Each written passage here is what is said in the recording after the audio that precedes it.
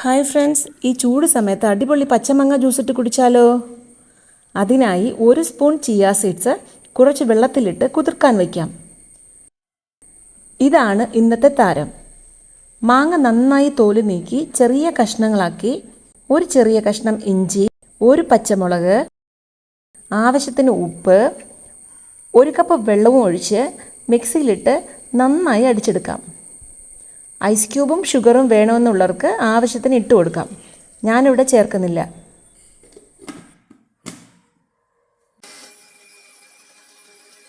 ഇതിലൂടെ നന്നായി കുതിർന്ന 3 spoon chia സീഡും കൂടെ ഇട്ട് കൊടുത്താൽ പച്ചമാങ്ങ ജ്യൂസ് റെഡി.